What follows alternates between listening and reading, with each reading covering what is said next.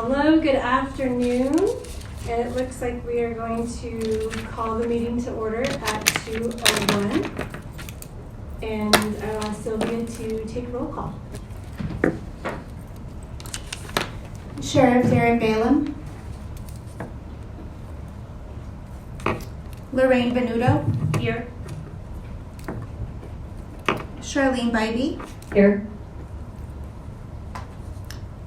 Jessica Goycochea.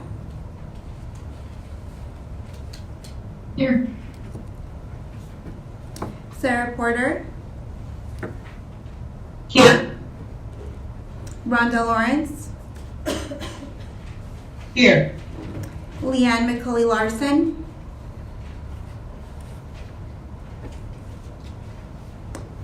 Natalie Sanchez. Here. Misty Vaughn Allen. Here. Lieutenant Colonel Scott Codwell. Yes, ma'am. And Shelley Buchanan. Present. Roll call done. Awesome, thank you. And moving on to item 1.03. Commissioner Bybee, would you be willing to lead us in the Pledge of Allegiance? Absolutely. Please join me in the pledge. I pledge allegiance to the flag of the United States of America and to the republic for which it stands, one nation, under God, indivisible, with liberty and justice for all. Thank you. So now we'll move on to item 2.01. This is the approval for minutes from the October 10th meeting, 2022, for the Safe and Healthy Schools Commission. And do I have a motion to approve those minutes? This is Misty. I have a correction on my name that I will send to Sylvia by email, if that's okay. Sounds great. And with the correction to my name, I'll move to approve the minutes from October. Wonderful. Do we have a second? I second the motion. Madam Chair, I need to abstain from voting. I was not in attendance at that meeting, so my vote will be an abstention. Thank you. Okay. Lorraine Venuto, for the record, I as well will need to abstain. Is there any public comment, Sylvia? No public comment. Okay. Without public comment, let's hold for a vote. All those in favor? Aye. Aye. Aye. Any in opposition?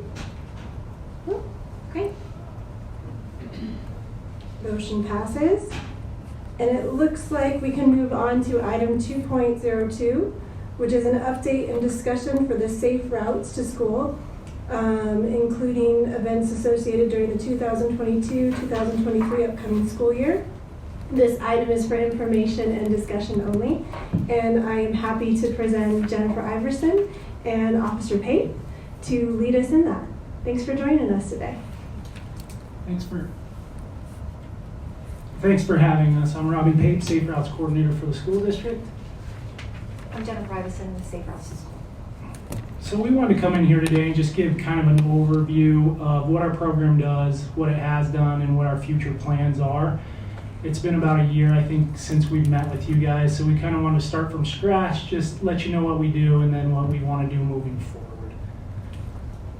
So the first thing here is more like an overview statement. The Safe Routes to School program for Washoe County aims to increase the number of students walking, biking, and using alternative modes of transportation and reduce the number of vehicles traveling. Essentially what we want to do is we want to promote biking, walking, and rolling to school. And we're going to do that through 6 E's that we'll get to a little bit later in the presentation. So why does Safe Routes to School matter? Here are some of the benefits of Safe Routes to School. When kids walk and bike, it's healthier. Healthier students, safer students, less danger, a better focus. There's been studies done that when students are active in the morning, they're ready to learn in the classroom. Lower transportation costs for the school district, lower costs for families, cleaner air, less emissions. Some of the barriers we run into when we do outreach programs and talk to parents and community members is mainly those two right there. parents are concerned that there's too many vehicles on the road and that their students or their children aren't safe. The second thing is abductions. Everybody thinks that there's a lot of abductions in the community. There's been studies also done, and we kind of highlighted it here, that a child is actually more likely to be struck by lightning than to be abducted in America. But we wanted to put that in there just to kind of show the committee some of the barriers in trying to get parents to allow their students to walk or bike. So I had previously mentioned the 6 E's. Some of you are familiar with these. These 6 E's are not only at our local program, but some of them are at the national program. We've kind of adopted it. I know there's kind of 7 E's there, because we kind of clump together education and encouragement into the same category, whereas that's the local program, and the national program separates those two. The national program has also taken out enforcement, where we still have enforcement in our local program, and I'll go into why we have it and why we've kept it. So the first one is education and encouragement. So just to be brief, these are some of the things that both me and Jennifer do with our schools and schools administrators. Safety assemblies.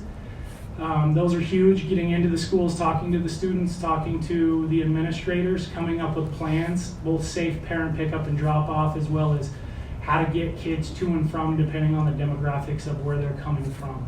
Informal group education settings, safety tips, guidance, and educational materials. Our program supplies most of that, and we do that through grant funds as well as NDOT or RTC.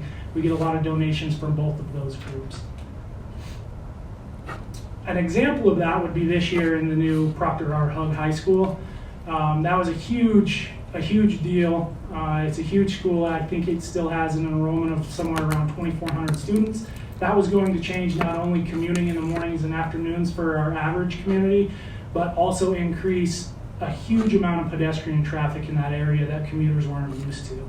So I highlighted, me and communications did a how-to video on the different things that both pedestrians and motorists were going to see in that area. I won't go into it because it's kind of long, but if anybody would like to watch it, there is a link right there on the YouTube.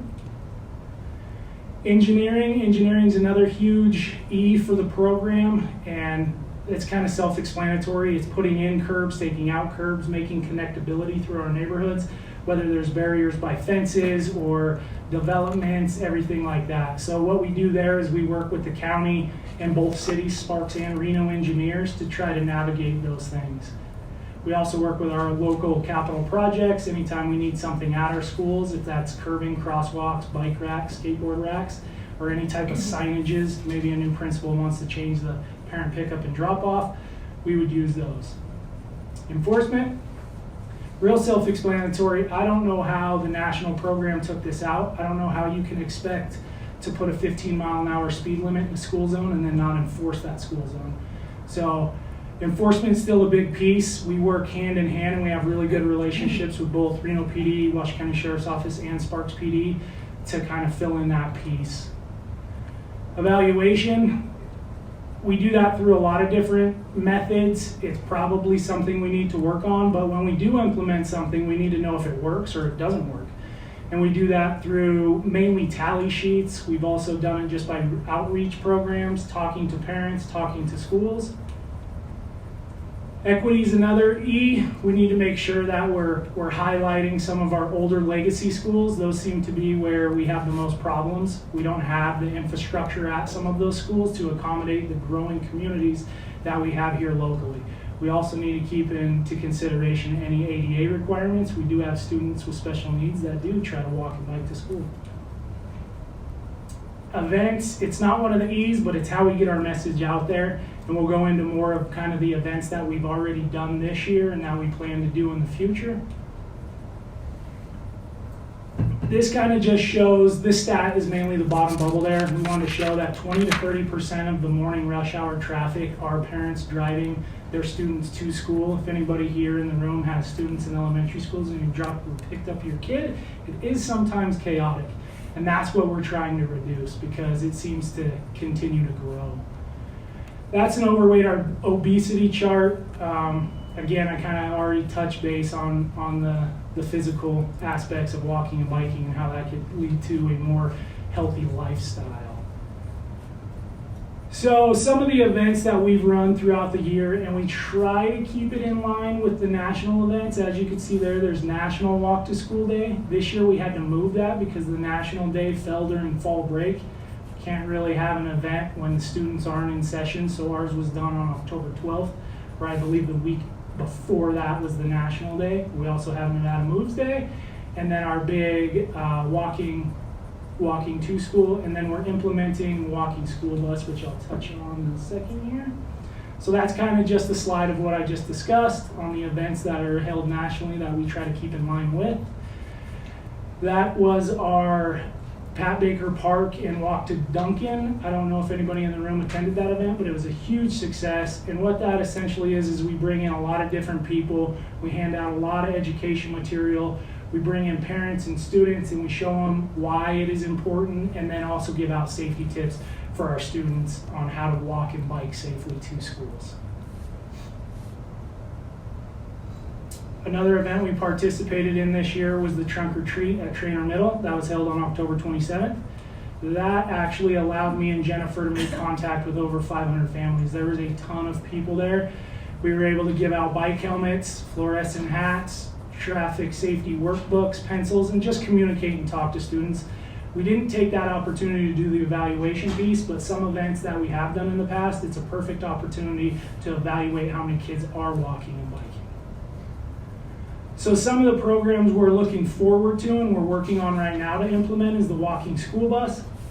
The walking school bus was implemented years back before me and Jennifer were in this position, and it kind of fell by the wayside, and we're trying to bring it back.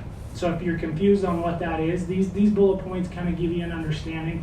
And it's just a big group of students that are meeting in an area and being led to school in a group by an adult member.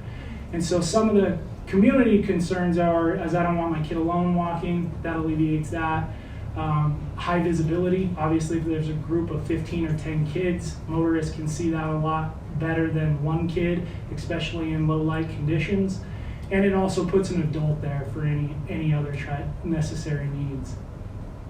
So now that's kind of the positive. Now we've kind of moved on to the negative. Last year when I gave this presentation, and last year was a little different because our enrollment is higher this year than it was last year. There's the whole COVID effect. But last year, the total school year, we had 14 incidents involving pedestrian students and vehicles. One of those was life-altering. We are already up to 11 this year, with one being life-altering, the McQueen situation that maybe you guys have heard about. So our biggest goal is to reduce those numbers, whereas right now we already see an increase from last school year. These next slides are just the timeline and the specific incident. If you guys have the PowerPoint, you'd like to look at that, or you have any questions, feel free to ask us. I'm not going to go through all 11 incidents, but our office does document these incidents. I'm not going to tell you that they're 100% accurate because sometimes they're not reported to our office, and that's another thing we're working on currently, is to streamline the reporting with those through the local agencies directly to our office, so we can try to formulate better graphs and statistics on how those operate. So now we move on to kind of what we plan on doing and what we're currently doing. Right now, Safe Routes has received a notice to proceed with a grant funding for 6 RRFBs. If you don't know what those are rectangular rapid flasher beacons. You'll see those at a lot of just the crosswalks, not an traffic device intersection, just an actual crosswalk. You hit the button, it lets out the lights. We have 6 of those right now that we have an agreement with the city of Reno to install and maintain for our program. Safe Routes in the past has only been K through 8, but now it's allowed, federal funding is allowed K through 12. So we kind of highlighted some areas of need being our high schools. 2 in particular is the one on Foster Drive in front of Reno High School. The second one would be on Baton and Rio Wrangler in front of Demonte Ranch. Those are both high pedestrian traffic areas, and that's where we want to try to utilize some of those. Added priorities for our program is going to be to increase the amount of safety assemblies. We need to get back into the schools and educate our kids on how to safely commute as a pedestrian, especially with the increased number of homes and traffic on our roadways. Safety patrol training, our emergency management team has put together a really good video so we can train our staff on the safety of before and after school and regulating traffic at our schools and allowing pedestrian safety. We want to expand our reporting agencies. I touched on that. That kind of highlights how the traffic accidents are being reported to us. Our social media, we want to have more of a social media presence, not just in the school district, but just the Safe Routes program overall. And then we're currently working with NDOT and RTC and some other Safe Routes Clark County on the plan for Nevada Moves and Bike to School Week, which we will be holding in the spring of 2023. That is our contact information if anybody has any questions, and if you have any questions, feel free to ask them now. Thank you. That was great. Is there any questions from the commission? I have a comment. I'm glad that you mentioned Damani Ranch High School. My son goes to school there, and when you were mentioning those beacons, I thought, oh, it'd be great if they had those at Damani Ranch. So Damani Ranch was actually first on our list. Good. The one at Baton, if you're familiar with Baton and Rio Wrangler, a lot of students use that. Yes, there are a lot of kids crossing the street, and it always makes me anxious. Yeah. So what is the relationship between crossing guards and you guys? So currently, if a school reaches out or we're getting community, not necessarily complaints, but concerns at a certain area or school, me and Jennifer will go out to that school and work with the administration on how to implement a proper Safe Routes plan. And that plan includes crossing guards, it includes parent pickup and drop off for that school, and proper training for them. So right now the school district has implemented that anybody that's out there, volunteer or staff, that is doing crossing guard assignment, watch that training video I had previously spoke about. Thank you. And just a comment, if that's okay, that was a wonderful presentation, so thank you so much. I think you touched on this a little bit in the beginning, but also I think related to the benefits of walking, biking, going to school is also mental health benefits. So I have a very active, he's an older now, but when he was younger, we weren't close enough to be able to walk to school, but I would take him on the trail in the morning, and it would make a difference in how his day went in school. So just a comment. Yeah, perfect. We can add the mental health aspect. I think it kind of touched on it, right? Yeah. Thank you, Madam Chair. Charlene Bybee for the record. Those flashing beacons we've had at Reed High School for a couple of years, and what a difference that has made. We had to take pretty extreme action there following a pedestrian death, and really reevaluated working with Safe Routes School, the school district, and the city on really reevaluating, which hadn't been done in a while, and I guess we don't always think about that, even looking at the lighting, looking at how many crosswalks, older schools that have been there a while, reassessing traffic, and the amount of students that are using those. So really, there was a whole redo at Reed, and went down to 2 crosswalks instead of 3, and we have the flashing beacons, which my residents want in every neighborhood, or a speed bump. But they're very popular. They really are highly effective. I was curious if in this last the bipartisan infrastructure bill, because I was just back at a conference, there's a lot of infrastructure money, and I thought some was geared towards Vision Zero and pedestrian safety, but Vision Zero possibilities, and I didn't know if you all were part of looking at some of that as you look for grant money or not. Yes, we are. Actually, Vision Zero and the TA, what we call the TA set-aside grants, which is the Transportation Alternative Grants, which is exactly what our program is how we got those 6 funded. So Rebecca Capular, who ran Vision Zero, is now at NDOT, and we have a great working relationship. So anytime these grant opportunities do present themselves, we try to be all over them. We're both relatively new to the program, so we're kind of learning as we go, but the grants is huge for us. Yeah. Sylvia, is there a way to see if anyone online has any questions or comments? I can't quite. I'm not sure. I just have my hand raised, if that's okay. Yeah, absolutely. I'm sorry, it's not coming up on any of the screens for me, so I can't tell who has their hand up, but yes, please go ahead. Fantastic, thank you. Commissioner Porter, for the record, I have a question about the walking school buses.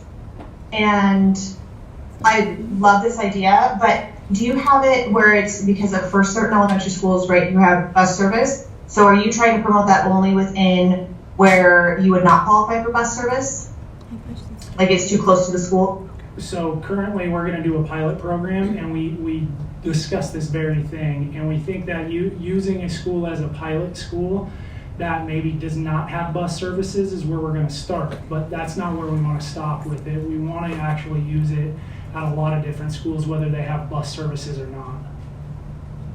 That answer your I'm sorry, maybe to clarify my question, are you only promoting it with students and families that are within where they do not have bus, like they're close enough to the school where they can safely walk or ride a bike? No. You know, they're less than, 2 miles from an elementary school or whatnot? No, we're going to promote it. We're going to promote it through all levels. I think currently it's 1.25 miles for elementary, 2.25 for middle schools. Okay, thank you. Any other questions or comments? All right. Well, thank you both. Thank you, Jennifer. Thank you, Officer Pate, for coming today. We appreciate it. Thank you. Thank you. With that, we will move on to item 2.03, which is for presentation and discussion only. This will be presented by Dr. Paula Marca on the school year data related to chronic absenteeism, student behavior, discipline, and school climate surveys.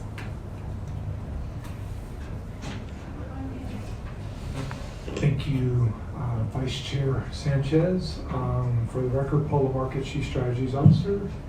And so this is going to take a little bit of time. I'll go as quickly as I can. I know you had it, most of you. I know Ms. Porter didn't get the attachment, so she'll be kind of coming up to speed as we talk. There's 3 areas of data that are highlighted here, and what I'll do is, if it's okay with you, we'll stop after chronic absenteeism, and we'll stop after student behavior, and then we'll stop after climate in case you have questions, and then we can do integrated questions. And I think I can. I think I gotta do it, Paul. I'll do it. Okay. So the first several sets of information for you to look at, go ahead and scroll down to the bar charts. Thanks, Sylvia. So we've got it broken down by elementary, and then middle school, and then high school. And this first chart is what we call chronic absenteeism. And then the next chart, and don't go there yet, but the next chart will be severe chronic absenteeism. So chronic absenteeism is attending only 90% or less of the time. And so what you see here is, this is for last school year. Actually, it's a 3-year trend for the last 3 school years. And you see that at the elementary level, about 16% of students in the 2022 school year were chronically absent. We see that spike a bit for American Indian students and African American students, to an extent Pacific Islander students. And then we see some other groups in which the rate of chronic absenteeism was less. If you look at by special program, we have FRL stands for free and reduced lunch, IEP individualized education plans. Those are students that are in special education. EL is English learners, that's a special program. CIT stands for children in transition. Those are students who are without a home. And then you have GT, which is gifted and talented, and then students who are living in foster care. So again, you can look at the rates over time. We do see this spike in the previous school year in 2021 across the board. And that was the year, our first year back from COVID, where it was hybrid. The difference there, really, it was an accounting difference. For that first school year, exclusions were counted by the state as absences.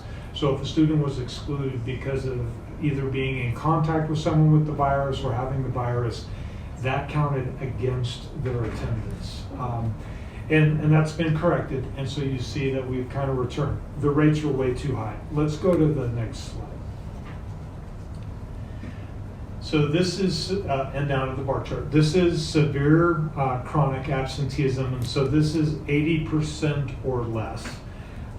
So 90% or less essentially means a child missing about 18 days during the school year.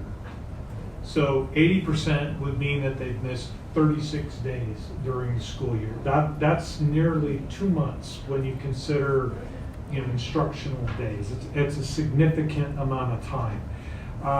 At the elementary level, it's not a significant problem. It is making up about a fifth, a little bit less than a fifth maybe, of the total chronic absentee population. And we see the same kind of trends in terms of the groups that are more affected. So our American Indian students, our African American students, our Pacific Islander students, our students who are homeless, our students who are in foster care. Okay. At the elementary level, it's pretty constant, both regular chronic absenteeism and then severe chronic absenteeism across grade levels. Let's go to middle school. So middle school, we see this significant increase. We're all the way now up to 24%, so quite a change.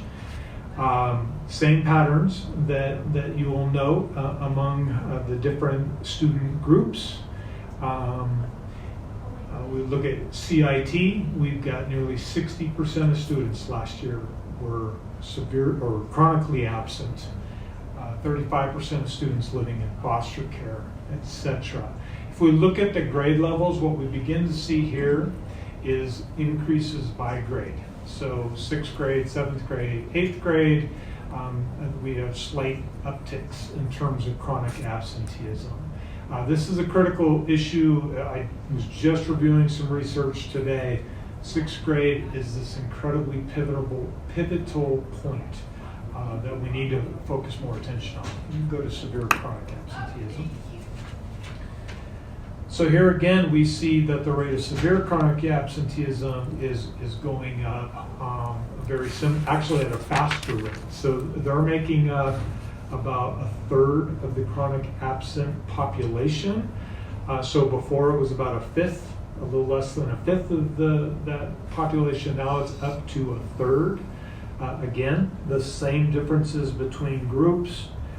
We see very pronounced patterns. 34% of students who are homeless were severely chronically absent.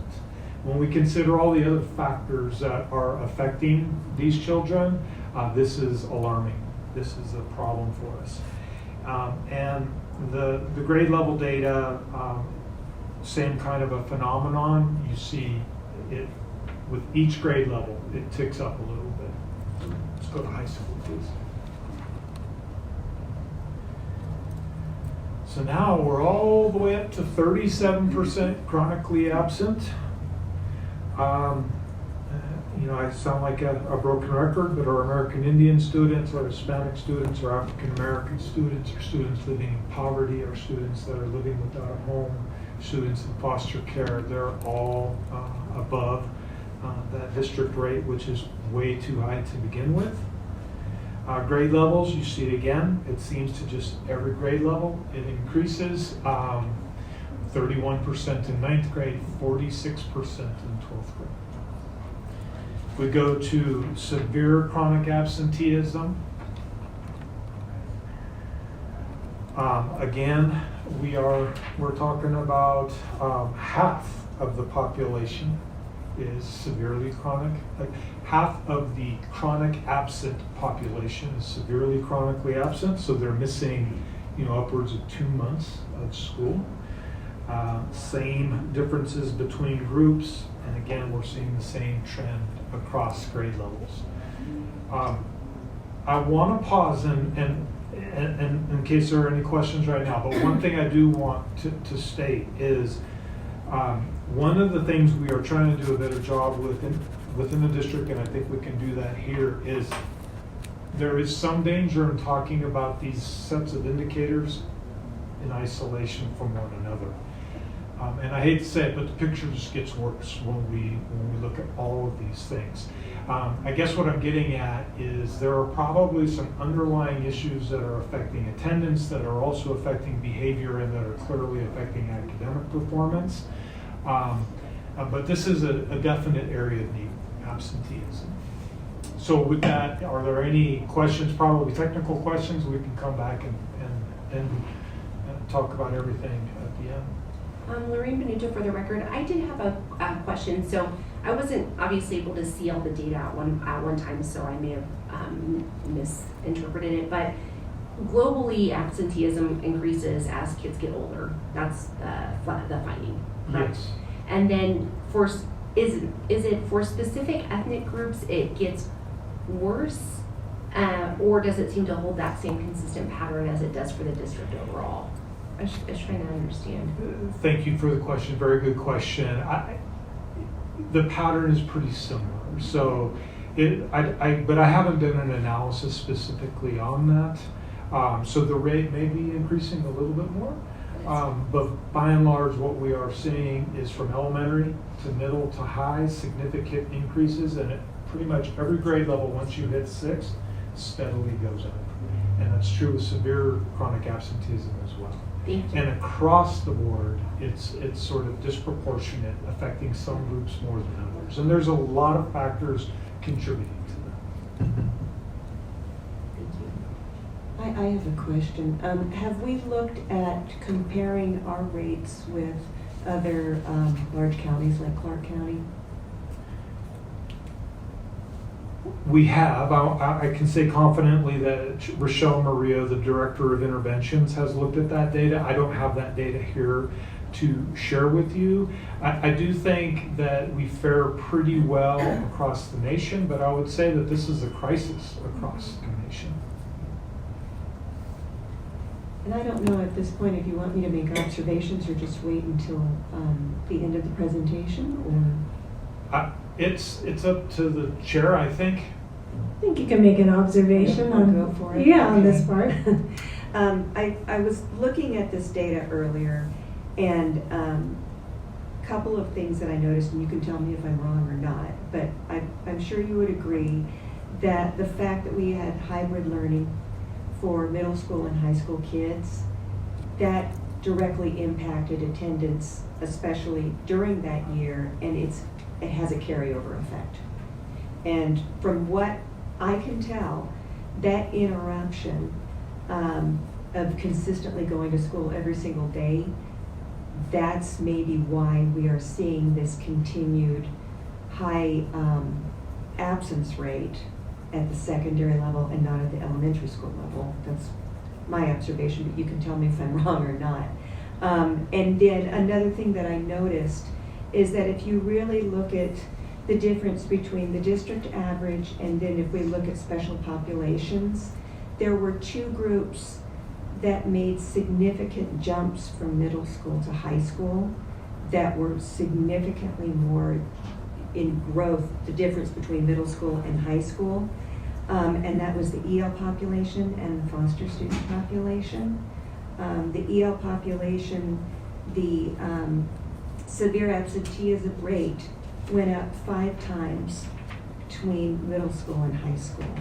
And that really jumped out at me, like, well, why would that, specifically that group? And then the foster students, their rate tripled between middle school and high school, where the others, it was more consistent, graduated increase. Thank you for the observation and the questions. I would tend to agree with your observation. The only thing I would suggest, though, is the rates pre-pandemic were not much better. The pandemic has really affected everyone, educators, students alike, just kind of getting back in the habit of school. And so I do think you're right that the pandemic, the hybrid model, even all the disruption of contact tracing last year, it's going to plague us for some period of time. But again, we had problems prior to the pandemic. Thank you for your observations. I haven't looked specifically at some group comparisons. What I would suggest to you is, in the literature they talk about a pattern of disengagement that grows over time. And so we see at the elementary level, it doesn't look like we have a big problem, but actually the problem is probably far more than we realize, because what's happening even at those early grades, our kids are becoming less engaged. I think when you consider, this is anecdotal. I don't have data I can share with you today that will prove this point, but if I'm having a hard time attending, and maybe I'm having some behavioral problems, I'm being confronted with more and more challenging material, and my frustration level is growing, then I'm probably less apt to attend. And so some of these groups are disproportionately impacted with behavior as well as academics in addition to attendance. So I'm guessing that as at least part of the explanation for the differences that you pointed out.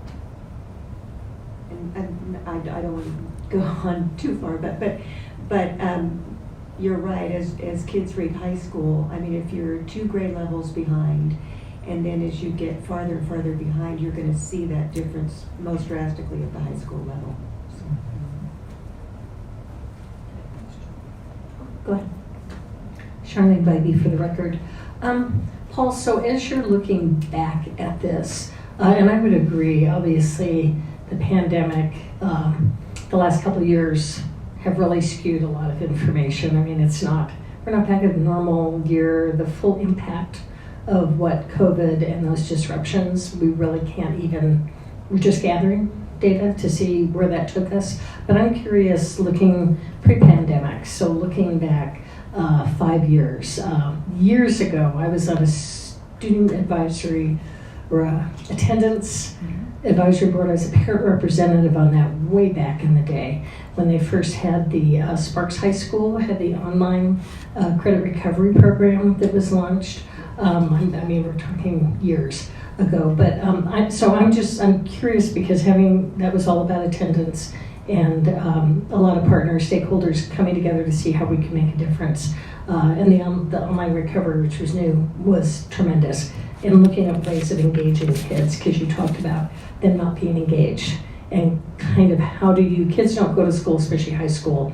They don't go to school just to be in school a lot of times. They've got to find a connection. And I know back then we talked about, it's not necessarily you're a cheerleader or football player. You could be an origami club. You could be chess club. You could find other kids that connected you and you were excited to be there and it kept you there. Your grades went up, your engagement grew, and those were just things we talked about. So really 5 years ago, were our numbers like this, or are these extraordinary post-COVID?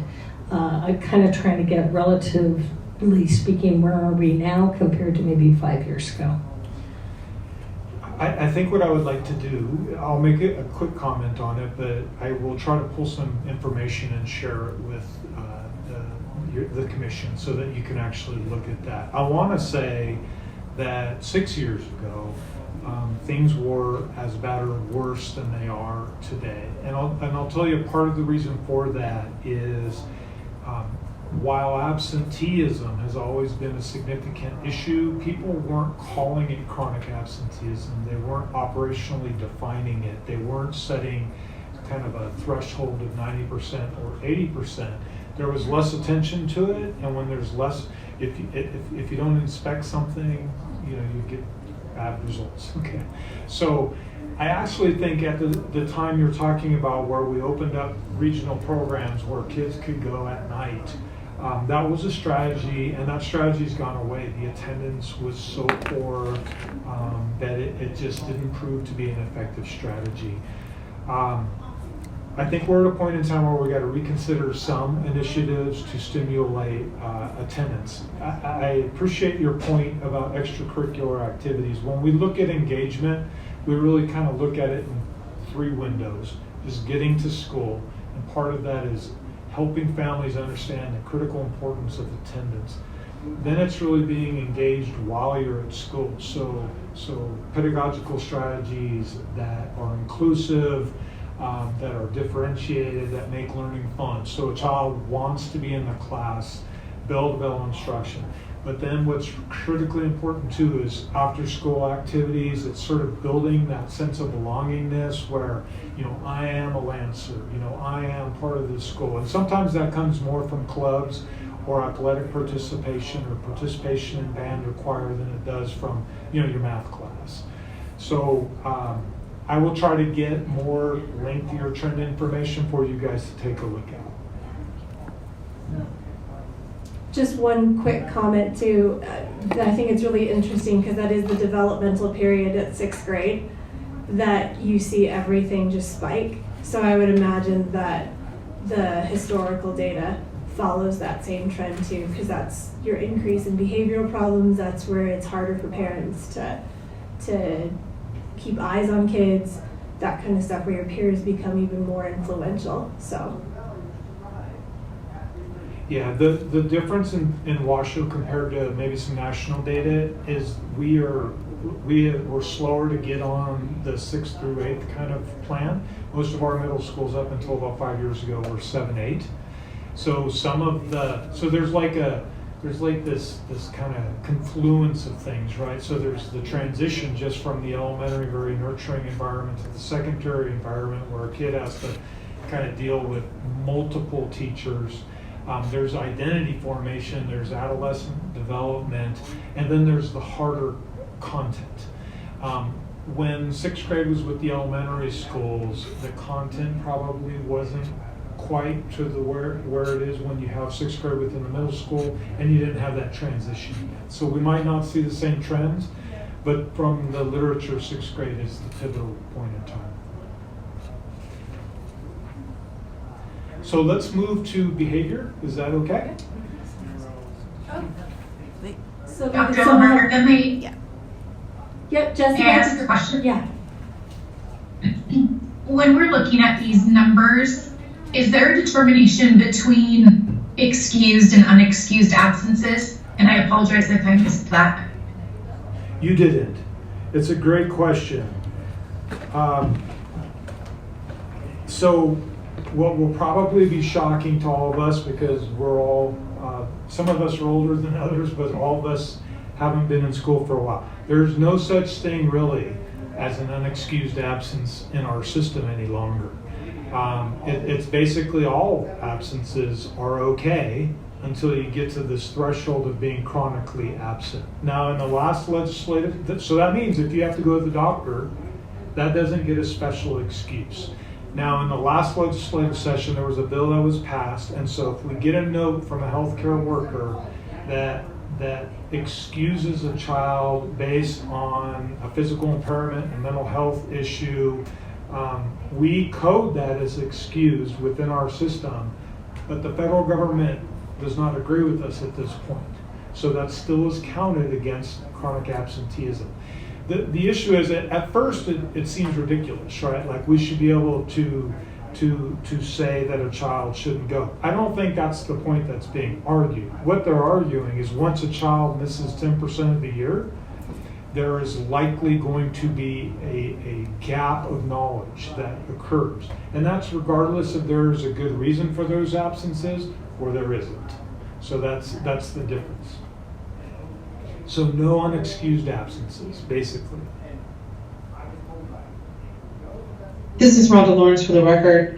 Thank you, Dr. DeMarco, for explaining that. I think that's very helpful. Just some things that I think we're probably going to get into when you start looking at the behavioral data, but as a mental health professional and someone who's been working with children who are oftentimes very marginalized. So I'm talking about children who are living in resource families, not living with their biological families, children who are homeless or unhoused, and children who don't come from a majority culture. I don't know. I just am thinking a lot about that data. So thank you, Dr. DeMarco. You're welcome. Thank you. Okay, so let's talk about, and my graph somehow got truncated, so I might miss a couple of things. And I'm going to move fairly quick through this. but there are things that do jump out at us. So this is basically what we call major behavioral events across grade. It's comparing last school year to this school year for a comparable period of time. I think in each, it's the first 66 days of instruction. It's basically about a week prior to Thanksgiving, maybe 2 weeks prior to Thanksgiving. Now, these are what we call major events. So when there's minor behavioral events, say a child blurts out in a classroom, that's not captured in this data. These are events that have gone beyond the classroom. They may have occurred in the classroom, but they're of a greater impact, been referred to administration, so to speak. So what we see is it's pretty flat in terms of a comparison year to year up until 7th grade, and then we see this decrease in grades 7 and 8 in terms of total events, and that's important because during COVID we saw a spike in those same grade levels. But then we look at high school, and really grades 9 through 11, we see an increase in major behavioral events. So if we go to the next page, and we look at those events in which we actually saw increases, the greatest increase was in the area of tardies. And that's an interesting one, given how I started this saying minor versus major. The state actually, through its own definitional process, has removed tardy as a major event, so that'll no longer be part of this data. Now, the truth is a lot of kids get into trouble while they're being tardy, and sometimes we know that people are coding something as tardy when there's something else going on. It is great to see that there's a huge increase in what we call positive recognitions, and those are not behavioral problems. That really shouldn't be in here, but it is part of the data. So that's a good news. That means that families are being contacted when their children are doing good things. Then you see really a drop-off in increases in any events. And when we're talking about thousands and thousands of events. So these are not significant, but you have them in order in terms of change. What I would draw to your attention is there are none here that directly involve violence. There is gang-related behavior, but that does not mean a gang fight. There is investigations, there's inappropriate language, and inappropriate language can be interpreted as being violent. But in terms of physical violence, we aren't seeing an increase in events related to physical violence. So if we go to the next slide, we have the reverse. We have the reduction in events. And I first want to just bring your attention to fighting and also violence and harm to students. So, and you don't see on here at all because it doesn't pop as a reduction or as an increase. Violence to staff. So it's been pretty flat. So again, what I'm pointing out is there are some perceptions out there that behavior is absolutely out of control and there's all this violence, and the data really does not support that. But perception is reality, and any violence is too much. So that goes without saying. I want to bring your attention to disregard for school rules. This we see as very positive, that there is a significant decrease in those kinds of events. And the reason why I point that out is because we've probably all heard about how implicit bias or stereotypes or prejudice affects disciplinary actions.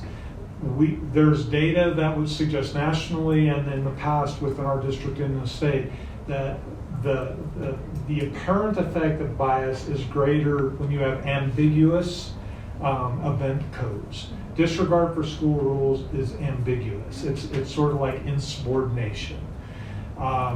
So this is good. This is good news for us. However, I think in the next slide, actually I took a couple of things out. I will say that we took out some of the event-specific suspension codes. We have seen an increase in suspension related to disregard, which might make sense because it's proportional. and these events might actually be more significant. So the next slide is, we're moving to suspension now. So really we have the event and then consequences associated with events, and there's other consequences, doesn't require suspension. Here what we are seeing is basically a decrease in the use of in-school suspension from grade 5 on, except for we have a little anomaly in grade 6 where there's a little bit of a jump. This is especially pronounced at the high school level, grade 11 in particular. I'm going to give you a spoiler alert on this. Some of this is due to vacancies. And I hate to say that, but that's how a big system works. So when there are vacancies, there are fewer staff in the building, and so there are fewer staff to do something such as watch over an in-school suspension. Okay? But the fact that there's a decrease, we think is a good thing. The next slide is out-of-school suspensions. And here we see, not the reverse, but if you do look at grades 10, 11, and 12, we see substantive increases in the use of out-of-school suspension. And so some of that might be a function of where there could have been in-school suspension previously. Person is now being suspended outside of school. Overall suspensions are down. And that's a good thing. But this is a concern for us. We also saw the increases relative to high school in the first graph, so this kind of makes a little bit of sense in terms of where it is. Suspension is not a huge issue at the elementary level. Okay, this chart requires a little bit of orientation. All the necessary data is not necessarily on here, but this is essentially what we would call a disproportionality report. So we only selected a few event types. That was disregard for school rules, fighting, administrative investigations, that includes bullying investigations, and then the total for those events combined. Not all events, just those events combined. Then you have a breakdown by subpopulation, and next to, for example, African American population, you see that 2.6% of our total population is made up of African American students. Then you see these bars and these percentages over the bars. So I'm going to stick with the African American group. If you look at the blue bar, which is related to disregard for school rules, among all events of disregard, 6% of those involved students who are African American. So what you can do is you can take 6% and you can divide it by 2.6%, and you can get a sense of disproportionality. So what I'm saying there is if 2.6% of our total population is made up of black students, then all things being equal, you'd expect that they would make up 2.6% of students involved in disregard, 2.6% of students involved in fights, 2.6% of students involved in investigations. So here is where we see some of the disproportionate outcomes. If you look at Asians, they are 4% of our population, but they're 1% of these events. So we see some slight underrepresentation among our white population, significant underrepresentation among our Asian population, significant overrepresentation among our black population, significant overrepresentation among our Hispanic population, at least in terms of total events, and disregard. Again, disregard is one of those hard to interpret codes. This was from two school years ago. Well, yeah, this is from the 22 school year. Wait a second. Yeah, I'm sorry, last school year. So if we go to the next slide, so we're looking at last school year again, and we see suspensions. It's the same orientation. So you've got the proportion in the total population, and you've got the proportion above the bars, and so you can kind of do a back of the napkin analysis of disproportionality. Same patterns exist, but even greater. And this is a subtle issue. So the disproportionality is greater here than with the events themselves. And so what this tells you sort of across the board is that the disciplinary action being taken is harsher with some groups than with other groups. Yes? Can you elaborate on it? Yeah, so can you go back to the previous slide really quickly? So if you look at that African American group again, and let's look at the yellow bar now, because that collapses across all events. 7% of the students involved in all the events were Black. And if you divide that by 2.6, then what you see is that they are about 2.5 times as likely to be involved than we would expect. So now go to the next slide. Now we see that that's 8%. So now they are almost 3 times as likely to be involved in a suspension, while they are only 2.5 times as likely to be involved in an event. Same thing with our Hispanic students. I think the rate was 47%, now it's 54%. So they are, all things being equal, being disciplined more harshly than their counterparts. So when you say more harshly, I'm interpreting that differently. You have the same criteria for what your codes are for behavior, and no matter whether my student is Hispanic, Black, or white, if they violate a rule, I see the numbers, absolutely. But when you say harshly, I kind of read that like they're being treated differently or more harshly because of their ethnicity, versus if they're violating the same rules as everyone regardless of race. Yes, the numbers are significantly higher, but when you're saying harshly, that's how I'm reading it. But is that how you mean it? Because to me, that doesn't, I don't understand. Right. Thank you for the question. So what I'm getting at, I'm not suggesting, although I think with enough analysis we could clearly demonstrate that race does play a significant factor. What I'm saying is implicit bias does affect both how we approach a behavioral event and how we discipline for a behavioral event. So what we are seeing is that certain students are involved more in events than others. Now it could be that they're actually engaged in the event more than others are. But as you said, a fight is a fight. And if a fight should lead to suspension, then the rates should be the same for the disciplinary action. But we actually see a spike in the disciplinary action. So I will tell you this, that we don't give schools a sort of a cookie cutter approach to discipline. We do not tell them if A, then B, no matter what.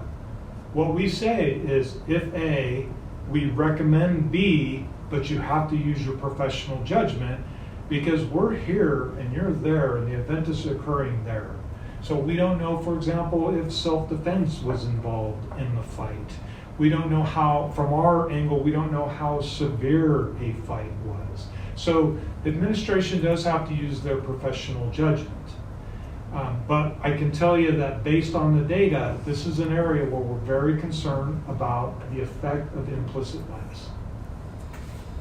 Well, and that helps. That helps clarify kind of how you said it was like not, and that's a clarification for me. And obviously, whole lot of more factors, and all of you who work in this whole realm, behavioral and other, have a deeper understanding of that. But obviously, you're looking at different cultures. You're looking at families. You're looking at how kids were raised, with what discipline, with what values, with their norm that is, I mean, there's so many more things involved in why a child is one who does get in trouble and then what consequences or not. So it's more compound than that.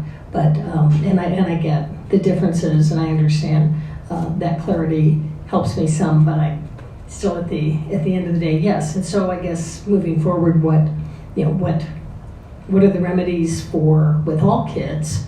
Because you get a lot of troubled kids that are all different races. And how do we do our best for all kids and work together to do that so that no kid, no matter what race they are, feels like there's any differentiation on how they're treated versus their race, their age, their gender.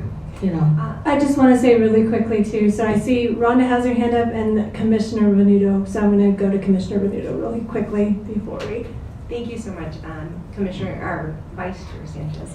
I just wanted to make a comment. I think the research is pretty solid, not just in school settings, but outside of school settings, that there is actually disparate treatment for ethnic and racial minorities. And I appreciate Dr. Lamarca's point that, we could analyze the data more closely, but a cursory review does look like there may be some disparate treatment that would be congruent with what we see across the United States in a variety of settings based on race and ethnicity. Thank you. Commissioner Lawrence? Yes, thank you. This is Rhonda Lawrence for the record. Dr. Lamarca, thank you so much for bringing this information to the commission. I think I was wondering about the word disproportionate. I think that's what we were kind of thinking about. But then I also too appreciate your explanation about subjectivity, and that's where I think implicit bias can show up. Another piece, and this is something that I know many of us are thinking about on this commission, and that is how do we truly implement trauma-informed classrooms? Because we understand that there are certain groups in the world and certainly in our society and in our community who have more experiences of adversity through childhood. And, we don't need to go into all the reasons for that, but, as someone who trains in trauma-informed care and thinks about this all the time in the work that I do here within the Division of Child and Family Services, that is something that I think can do a lot to get more engagement, can do a lot to decrease absenteeism, and can do a lot to actually support teachers, educators, paraprofessionals, administrators in really truly understanding the needs of their students, and also to supporting the adults, because I worry about our adults right now in schools. Thank you.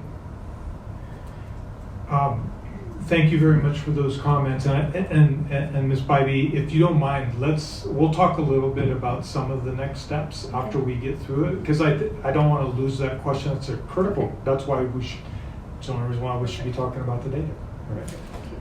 Right. Okay, so if we move on to this current school year, we're seeing very similar patterns. And so I'm not going to necessarily spend a bunch of time talking about this. Again, overall rates of behavior are down a little bit, except for at the high school level. We see some of the events that have gone up, like tardies. We see some have come down, like disregard for school years. But we see these same patterns of disproportionate outcomes. So if you go to suspension again, there we have it. In 2023, and the rates are very similar from the last two school years. Vice Chair Sanchez, I'll move on to climate unless there was any other technical question around behavior. Nope, I think let's move on. And this won't take long, and then we can come back. So here we conduct annually what we call climate surveys within the school district. We used to do them in the spring, and a couple of years back we moved them to the fall. This data was collected in the fall, so there's nothing available right now for the current school year because it was just taken in the fall. So actually the data you're seeing here, the most recent data you're seeing here was collected last fall. We administer climate surveys to students, to staff, and to parents. Now, during the pandemic, we weren't able to continue the parent survey. It just wasn't fruitful. And our staff survey has significantly changed as well. But we are back and we will be surveying all groups. I think we did last year as well, but we don't have trend data to share. This information was previously shared with our board of trustees, and so I'm bringing it to you. We've added a couple of elements because of what we think their importance are, especially to this commission, given some of your past work around bullying. So essentially, you've got 4 years of trend data, and the reason for 4 years is our accountability office prefers that when we do a trend analysis, we actually use 3-year kind of groups. So we're really looking at 19, 20, 21 versus 20, 21, 22. Okay? There, you see an asterisk for 2021. That was 2 falls ago. That was when we came back in the hybrid model. The survey is always voluntary, but it's strongly recommended. So our typical response rates, say for 2019 and 2020, they were closer to 85% of kids in grades 5 through 12 responded to the surveys. In 2021, that year where we were really lax in terms of participation, it dropped down to about 50%. And then last year, it only crept back up to about 75%. So there's a little bit of difference in samples that makes some of these comparisons a little difficult. But by and large, we aren't seeing a lot of change over time. A percentage, everything is favorable. So when you see a percent, 81% means in terms of the questions related to relationships, kids had favorable perceptions. When you look at victimization, it's 71%, that's at the elementary level. Kids had favorable perceptions.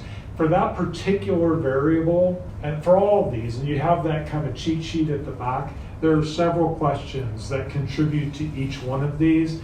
But for victimization, we ask questions such as, were you grabbed or shoved or punched? And if it was 0 times, we considered that a favorable rating. Anything that wasn't 0 was not favorable. So interesting enough, at the elementary level, this is the one variable in which perceptions aren't as favorable as they are at the secondary level. And it's just probably because the reality is more elementary kids with less maturity are pushing and shoving and not wanting that to occur. So that's what we're seeing in the data. We see a significant decrease in favorable ratings as we move from elementary to middle school to high school, and that's relatively drastic when we look at student engagement. And that corresponds very closely with the data we just looked at in terms of absenteeism. Okay? Let's go to the next sheet, Sylvia. These are, thank you, these are our social emotional competencies, and I'm only giving you grades 5 through 8 right now. By the way, I believe all of this data is available to you at our district website. Some of what you're seeing was pulled from our district, what was it called? Our district essentially data report from the previous school year. It's about a 270-page report. It's filled with data. So even though we're looking at quite a bit of information right now, you're only looking at a bare minimum of what's available to you. These are our social emotional competencies. This is only grades 5 through 8. Like the other questions, there's several questions that feed into each of these. We don't see a significant decline. We do see a decline, which isn't something that we want to see. But I would suggest to you that when we hear, and we hear regularly, we have a Surgeon General that published a report talking about a national mental health crisis. when we know the impact the pandemic has had on our adults and really on our kids, this is optimistic information to me, because I think the fact that we went to the hybrid approach and then we returned in full last school year means I think we mitigated what could have been much worse data with respect to kids and how they're feeling about themselves, about safety, etc. So one thing that I'm concerned about with this data, so that's all I have to say about these two particular pieces of information. I'm happy to try to answer questions if there are any technical questions. I just want to say really quickly before we move on that I'm really actually encouraged that as a district that, you know, there's a willingness to engage in some of the stuff around implicit bias. And I think, you know, catch up to Dr. Benito's point, the research around the country and, you know, what we're seeing in other areas. So with that, are there any questions either online or in person? Questions, comments? Yeah. One thing that I've been digging into this data, and I've been using the Nevada Ready website where you can break down all this data by school, and I have noticed that there are some big discrepancies between schools when it comes to climate as well as physical safety data. And a lot of that aligns with the amount of poverty that families are experiencing of kids that attend that school. So I think that that's a real important thing to look at when we look at rates of disparity, the way kids are disciplined. If we break it down by school, and if the school is significantly impacted, the families are significantly impacted by poverty, there may be a greater chance that that kid might be disciplined, and this is just a conjecture, might be disciplined in that school versus a school where there's very little poverty at all. And I don't know if Dr. Lamarca has looked into this, I'm sure he has. But that there's these overlapping issues, that it's not just race, there's other things that are impacting kids. And I'm concerned if we see a lot of kids who are going through trauma and they're all in one school together, it could make it worse. And it becomes overwhelming for the staff there. And if they're not given significantly more resources and help, when we group all the kids that are going through trauma together in one building instead of spreading them out, and it to me, and I've visited in some schools, and I've seen some staff that are just, they're really, really struggling because the amount of stuff that's happening with kids, they're struggling as well. Thank you for your comment. You said a lot. So we hesitate to share like school comparisons in this kind of a context because it can sometimes be interpreted in ways, I know you wouldn't do it, but this is a public forum, it goes out, and that data is all available. Anyone can go, especially our climate surveys, they can go and get every school level report. They can look at the report card and look at academic performance. And you're right, we see schools, we have a school, I'm not going to tell you which one, but we have a school right now that to date, and I didn't show you to date chronic absenteeism data, but to date they're at about 70% chronically absent. That's a reason to be concerned. It's a significant reason to be concerned. I think your points about, and I assume we're just moving into kind of the discussion of the data. I think your points about kind of the distribution within the district are really important. If you look at the national literature, if you look at the literature, you'll see a lot of attention paid directly to high poverty schools versus non-high poverty schools. When we talk about trauma, I think it's probably worth introducing a concept that like toxic stress or complex trauma versus what most of us think of when we think about trauma. When I think about trauma, I think about the veteran from war, or I think about the rape victim, I think about the horrific car crash. And those are traumatic events, and many, many kids have experienced those. Many, many kids have experienced the death of loved ones because of the pandemic. And that was so over the board. It's like we're not really paying a lot of attention to that. But I think when we talk about high poverty schools, you're really talking about often large percentages of kids that are living through what we would call complex trauma, meaning there are significant things occurring in environments on an ongoing basis that makes tomorrow unpredictable. That could include drug abuse, it could include use of alcohol, it could include domestic violence, it could include just a broken home. It can include not knowing where we're getting our next meal.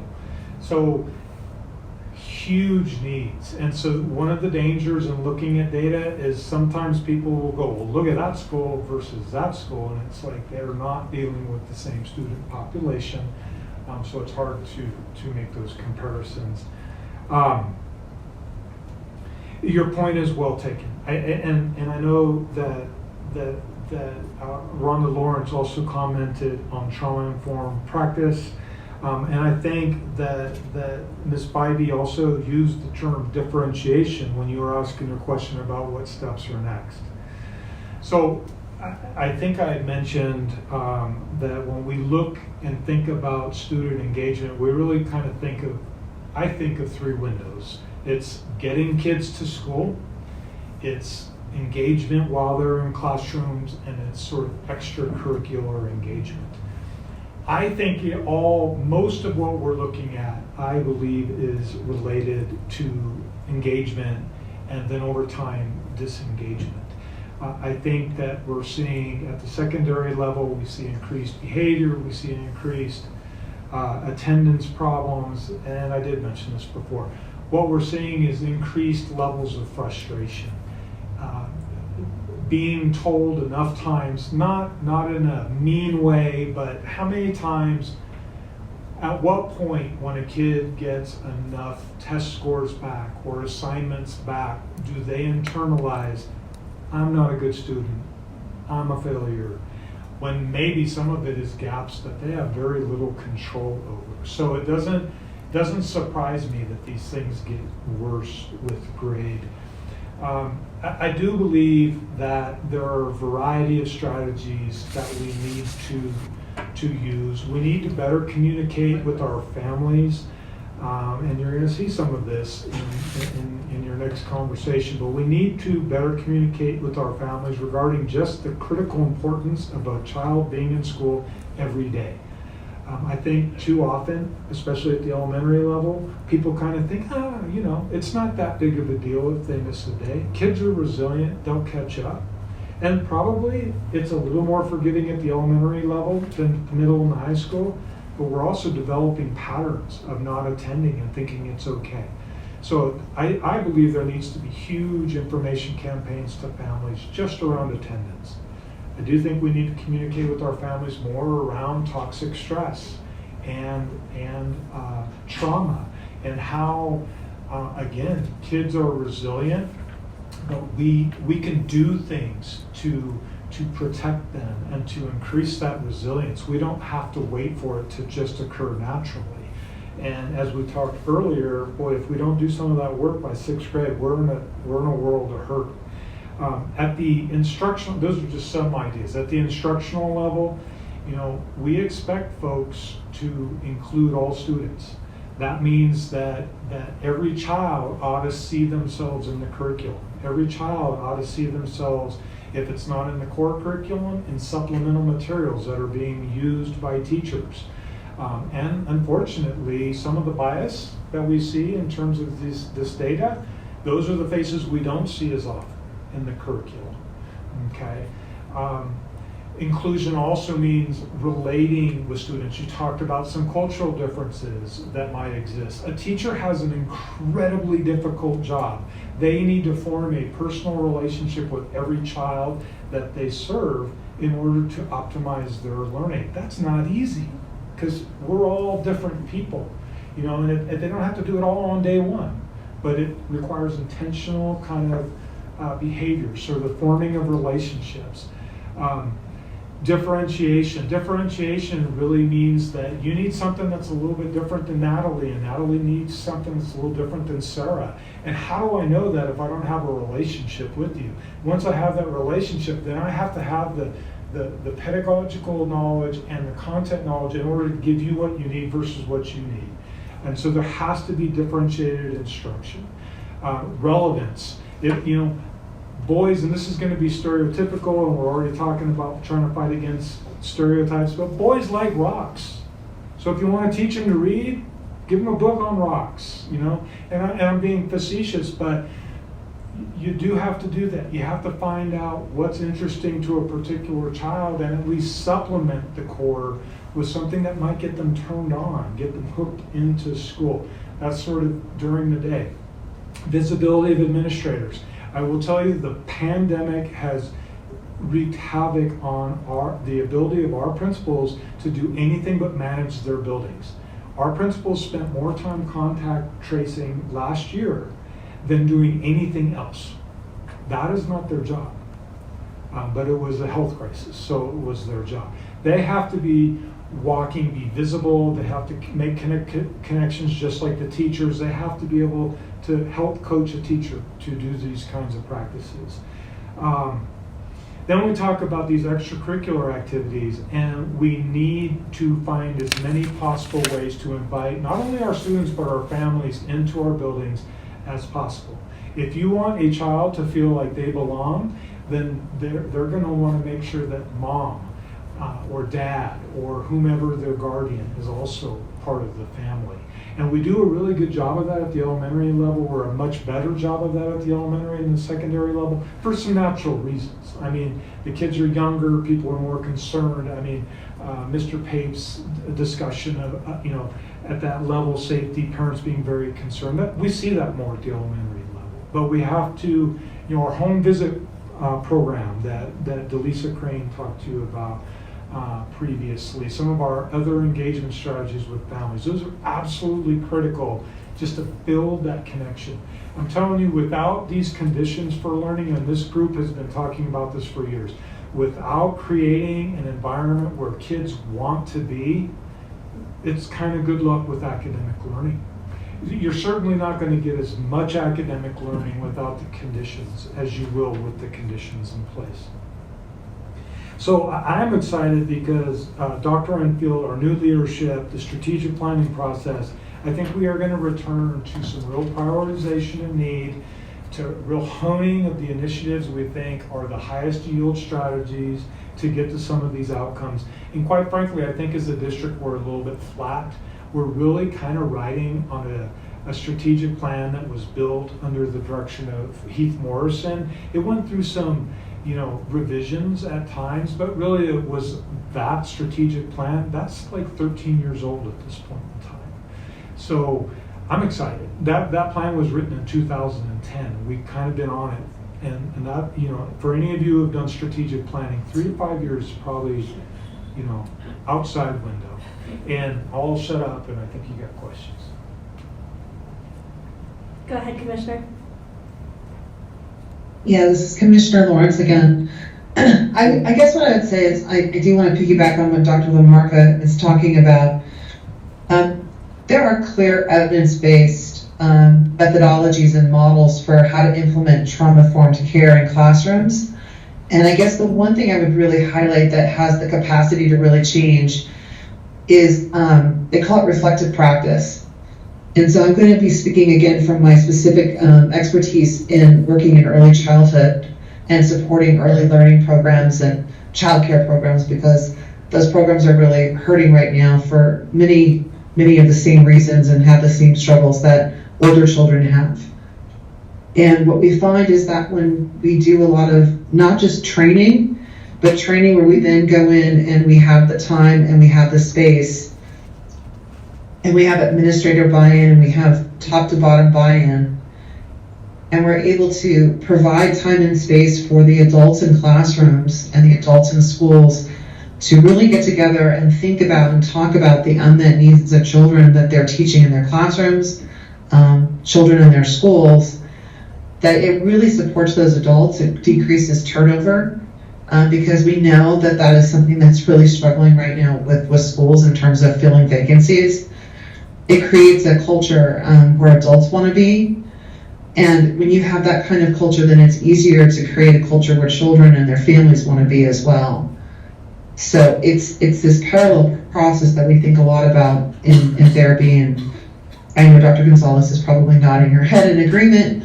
But these are some really promising practices that are known and that are able to be implemented. So I think this is an exciting time and a good opportunity to do that.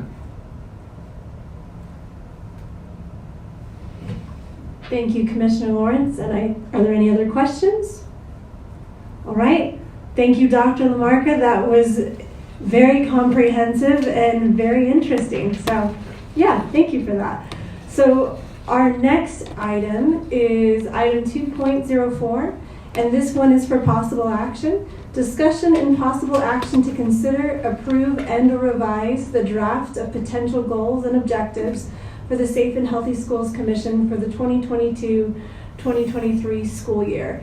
And thank you, Sylvia, for bringing that up. I think most of us received these potential goals, so I'm just going to highlight them a little bit and give just a bit of a background as to where they came from. So together with Chair Benton, Dr. Lamarca, and myself, we had a chance to go over some of the concerns and comments and suggestions from this particular committee and create this list of objectives. And the idea with these objectives is I just want to differentiate them too from the safety forum that we're doing.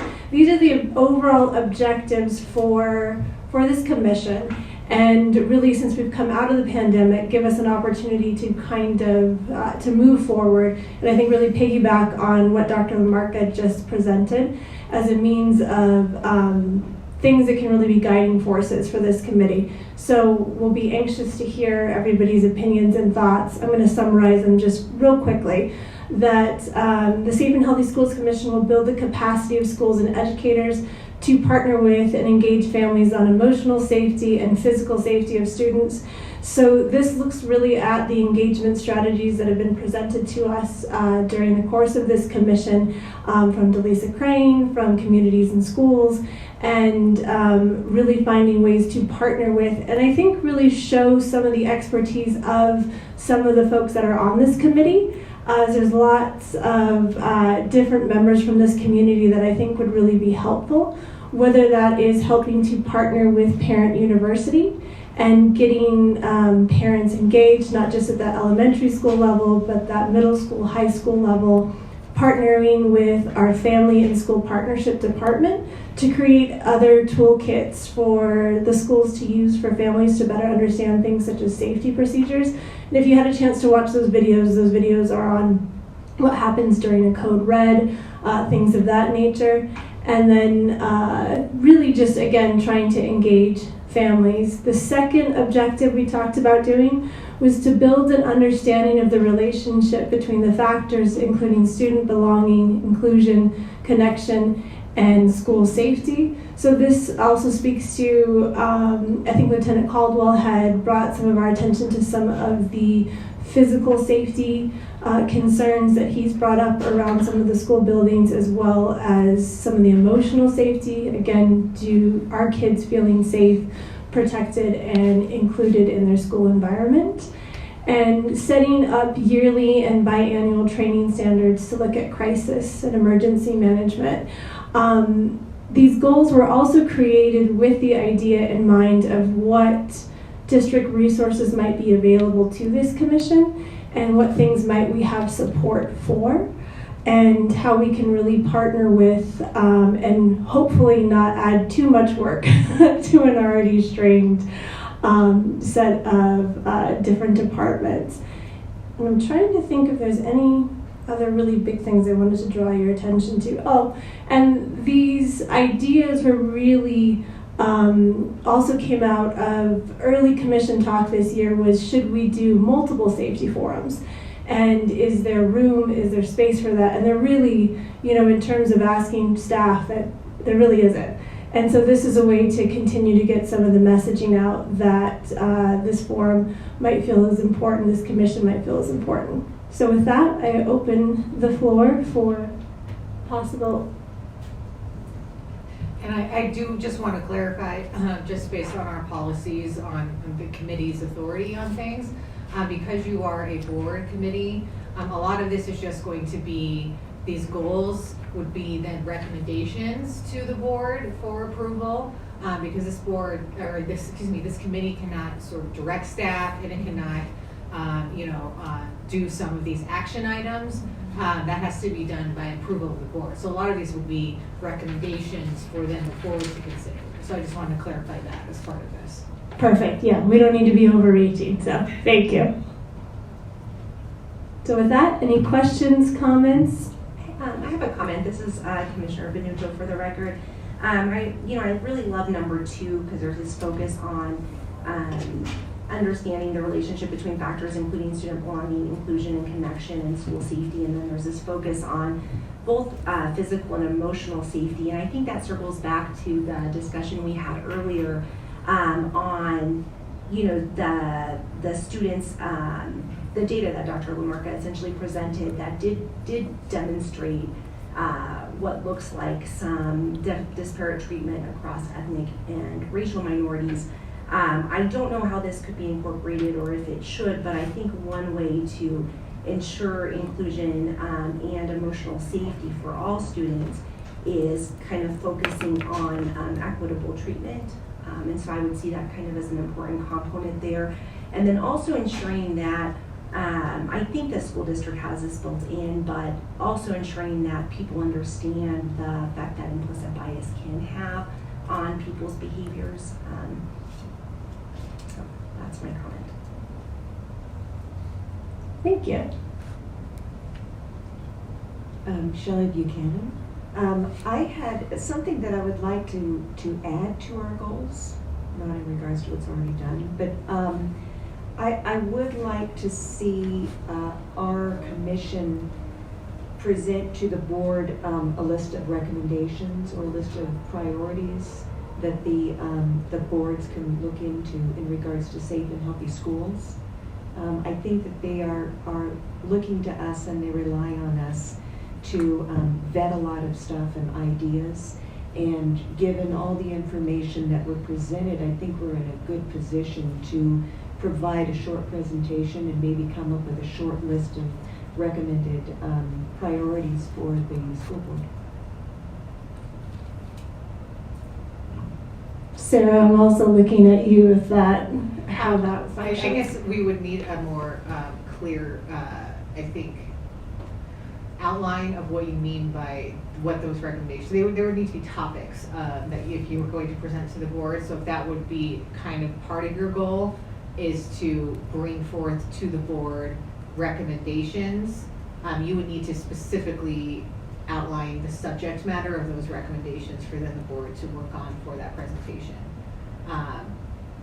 for some clarity purposes.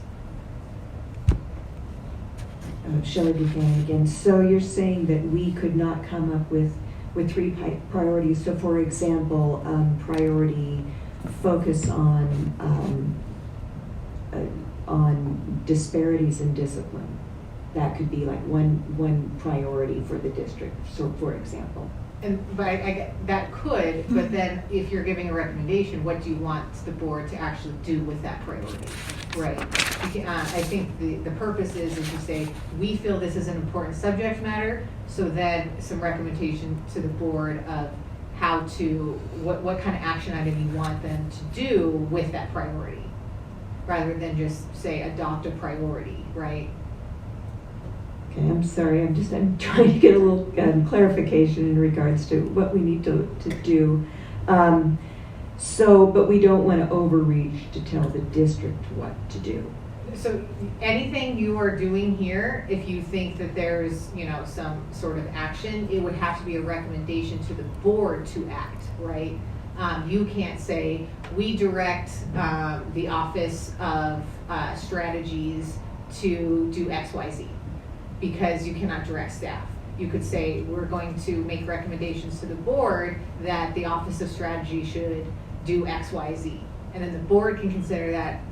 Generally, it's going to be through presentation through Paul, maybe Scott would join him as well, to discuss how you guys came to those items. But I will say, and I think Scott discussed this as well, this is the first time this committee has even had goals and objectives. It's been more of like kind of an informational process. They have made recommendations in the past, but it hasn't been they haven't really created goals and objectives like this. So this is kind of nuanced, but I just wanted to remind you all that anything you do here has to be recommendations to the board, and the recommendations should be kind of a clear guidance for the board on what you want them to do. I'm wondering if maybe one of the ways to get to that function would be after we've gathered data about, you know, our year maybe of doing these objectives, being able then to ask Chair Benton to perhaps present to the board and then figure out some sort of recommendation. But once we have data on maybe these objectives and seeing if there's a clear path or specific route that we might suggest based on what comes up throughout the year, maybe that's a way of thinking about it. Do we have to include that in our goals in order to pursue it? Like I said, you guys haven't even had goals, so I'm not totally clear why you all need goals. Maybe it's just sort of guidance for you guys moving forward on what you want to be presented and kind of focus on as a group. But I don't think that you need goals in order to control every single move or presentation for this committee. Right, sorry, again, just to clarify. So even if we don't include it in the goals, I cannot make a recommendation that we pursue organizing some sort of presentation at this point because it's not in the agenda, correct? So what do you mean pursue a presentation? Collecting information for a potential further presentation, future presentation. So that any kind of topic items are placed on by the chair in collaboration with Dr. LaMarca. So if you have specific items that you would like to see as a committee member, you can throw those out to Scott, who will then vet them and work with Paul. But no, you cannot take any sort of action here to say we want to put this on a next agenda, because one, that's not only the chair can place things on the agenda with the collaboration of the district liaison, and it's also not agendized on this agenda. So I understand. Thank you. Thank you. Vice Chair Sanchez, you also have Ms. Yvonne Allen, Commissioner Allen, who has a comment. Oh, great. And I also see Commissioner Porter, so we'll go with Ms. Yvonne Allen. Thank you, Vice Chair Sanchez, and thank you for your wonderful explanation of the goal, especially goal one being supported by the data we just saw from Dr. LaMarca. That's excellent. Like Commissioner Allen for the record, like Commissioner Benito, I really appreciate goal two, and I'm wondering, it seems kind of flexible. I'm wondering if there's capacity to bring in staff support in some way to goal two, because we've lost a few teachers recently in other districts, and I think that needs to be a priority in some way. And when I say lost to suicide.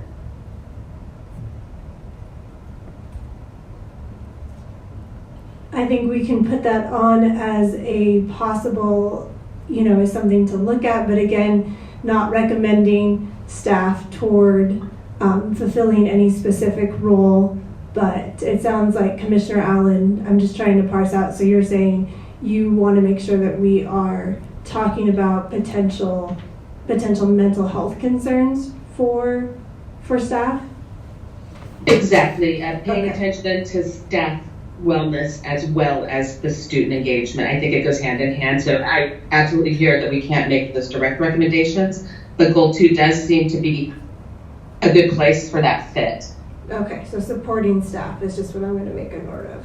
Okay. Yeah, thank you so much. Yeah. Commissioner Porter? Thank you. Sarah Porter for the record. I guess in light of what Sarah said, these aren't really goals. Can we make it more goals around, we would want to learn more about these specific areas? If we can't dictate what happens or action items or staff time, can we say, we are looking to have more information or data around staff wellness or around some of these metrics like Dr. LaMarca shared? Can we make those more of our goals, is to be more informed on those areas where we want more information, and then at the end of, depending on what that information comes down or what comes from that information, then maybe we could have a concerted, okay, this is really important and we should make a recommendation to the board for X because we have more information on these disparities now or what's causing those, for example. Thank you, Commissioner. I think what the idea was behind the objectives was just to kind of create a very loose sort of scaffold for some of those things, because we do get those presentations throughout the year, and it sounds like what legal counsel is advising is that if there are particular items or issues that folks in the commission are looking for, that we can certainly ask the chair and we can ask with Dr. LaMarca's support, are those presentations that we can receive. But it seems like historically on this committee, if there are topics that a certain committee or commission member is passionate about, that those definitely get put onto the next meeting. And it seems like every effort has been made to move forward with those things. So I don't know that we need to formally do that, because it seems like that's already embedded in the process. I guess my question or my point is then that we don't need to actually have a formal goal of anything to recommend to the board, because we don't know what that would even be right now, right? Correct, that's my understanding.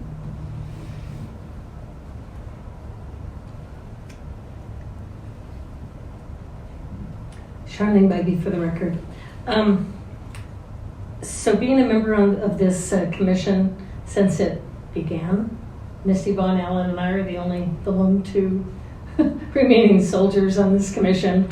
So seen a lot in over 8 years of where we started and what we've been doing. And it's kind of implicit in what we've done. Yes, we haven't actually set goals, but the work we've done is really incorporated into what you're talking about here, of the things that were priorities. So these goals I look at as priorities too. We would promote, it's a priority for us to look at what these goals could be. Obviously engaging families, which we've tried to, with the training that we've offered, with the support from community in schools to other programs that reach out to families. And so the family component, we know, is super important, and I see us obviously continuing to support that, because that only strengthens the families, strengthens the schools, and at the end strengthens our communities, which is a priority for me, absolutely. The number 2 is really what we've been doing also, really talking about, the safe and healthy. So in the beginning we did all the hard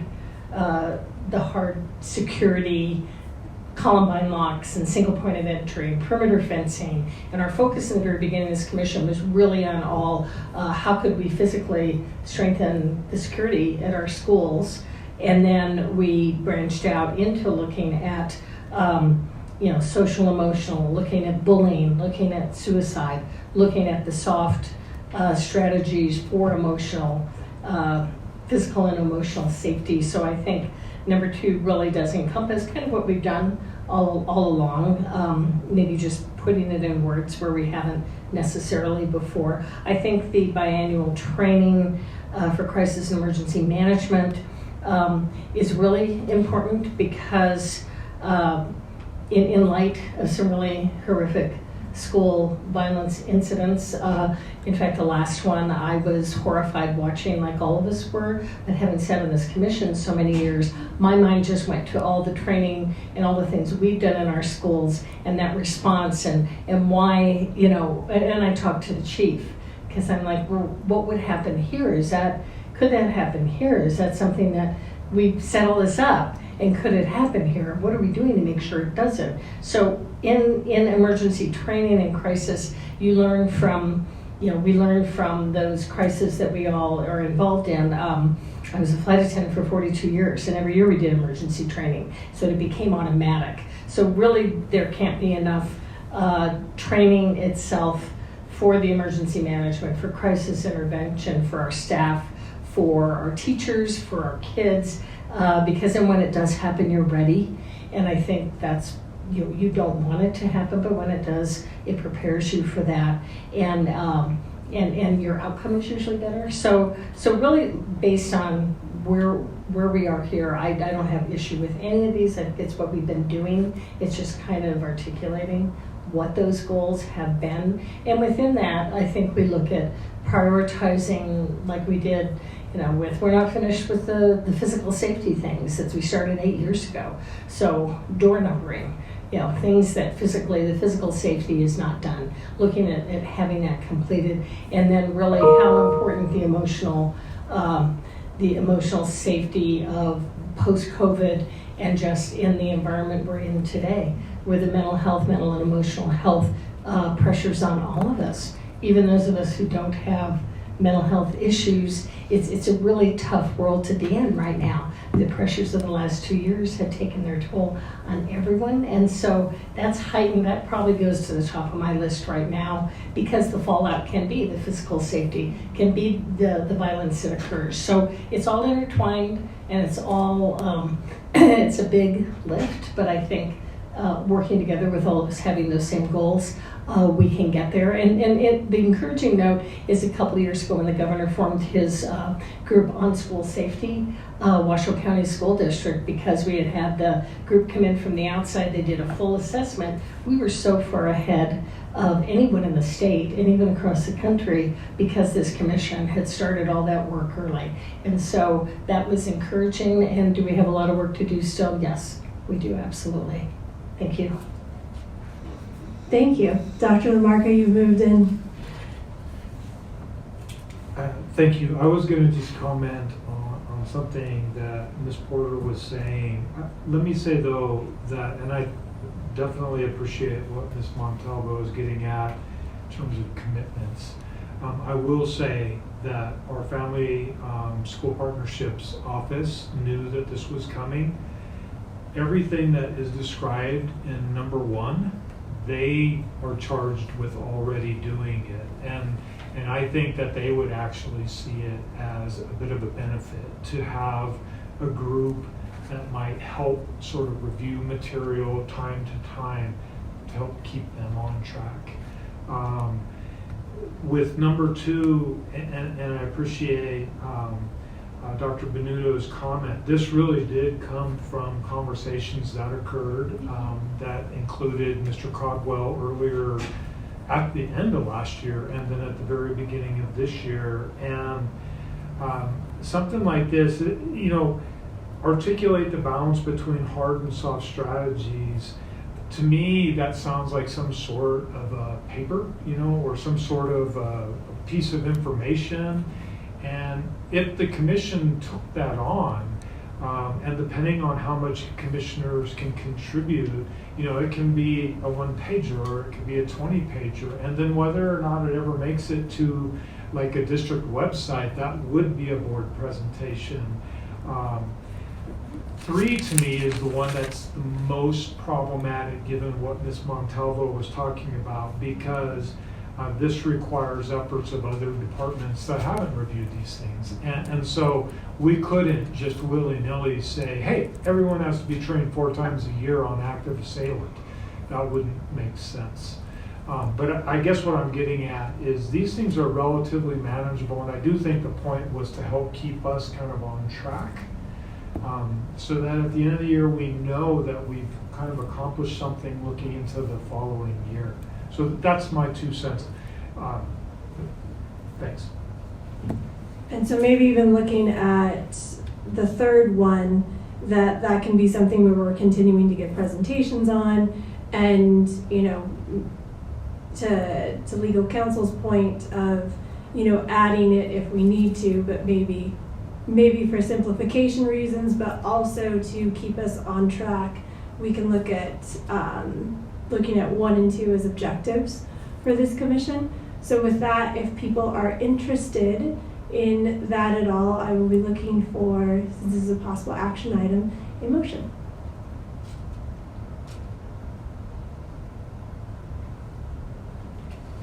I move that we accept the potential goals for the Safe and Healthy Schools Commission as written. Lorraine Benucci, for the record, I second. Any public comment? Yes, this is an action. Okay. Is there any public comment? No public comment, Vice Chair. Okay. And then just, again, to make sure we're not violating any board regs or policies, I would request like a friendly amendment just from here, and I'm not a commissioner, but just for our record keeping purposes, that this is kind of with the caveat that these are more so the objectives that could potentially lead to recommendations, because I too was concerned with number 3 where it says set training. That seems more of a directive. And if you're going to adopt that as a goal, that seems to conflict with our board policies and regulations of what committee roles are. Okay. So really looking at 1 and 2, maybe taking 3 off the table. Or at least clarifying that that would be a goal for recommendations. Recommendations. Training standards or something. Okay. Right. So we'll note goal for recommendations. Do we need a new motion? I think that would probably be cleaner if Yeah. possible, if the original movements don't mind maybe pulling it and then making a clarified or a different motion. Okay, I move that we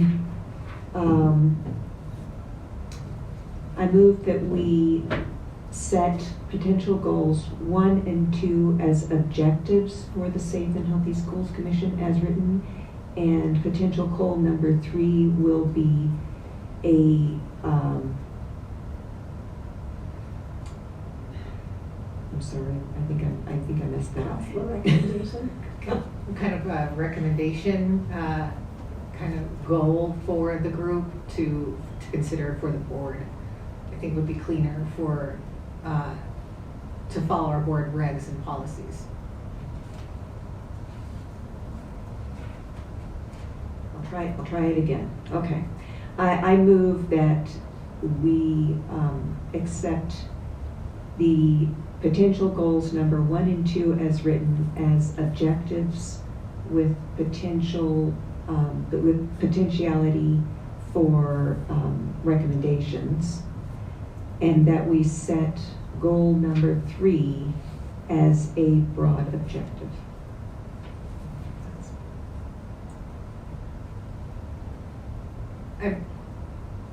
I think it's just difficult. Like I said, I've not dealt with objectives like this from committee meetings. I just want to make sure we're following.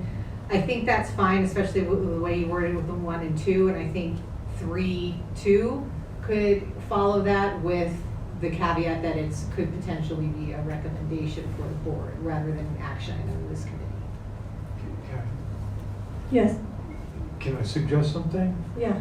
What if in number 3, you struck the word set and you used the word review?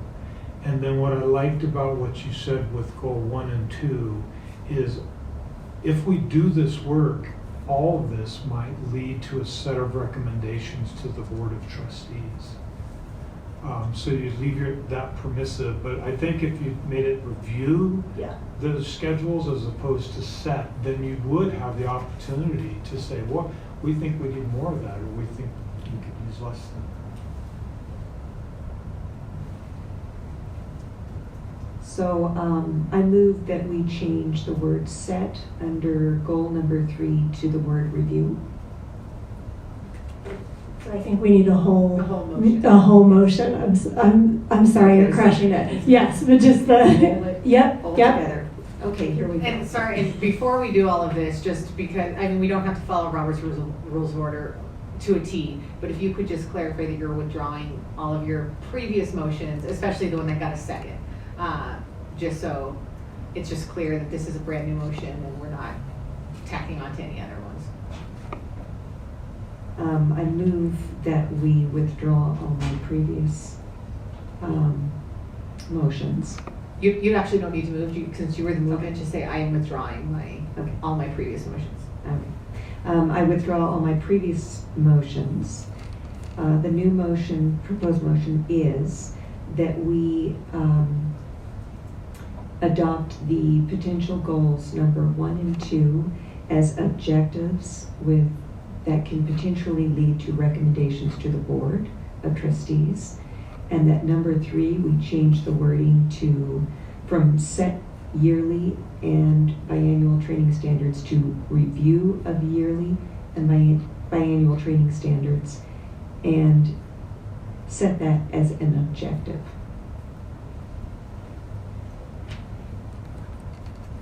Lorraine Benuto, I second.